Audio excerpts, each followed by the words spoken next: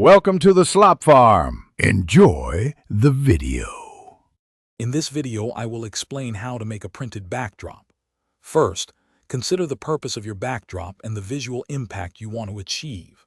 Next, select high-resolution images or graphics to ensure a crisp, clear print.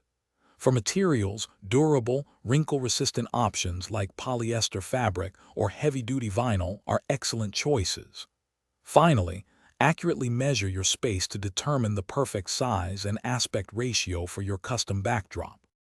Once your concept is clear, design your artwork using professional software such as Adobe Photoshop or Illustrator. It is crucial to maintain a minimum resolution of 300 dots per inch for all images to guarantee sharp, detailed prints. Always work in the CMYK color profile to ensure accurate color reproduction when printed. Remember to add a bleed of at least 1 inch on all sides. This prevents white edges after trimming. Now it is time to choose a reputable large format printing service. Discuss their material options, such as matte vinyl for durability or tension fabric for a seamless look. Confirm the printing method.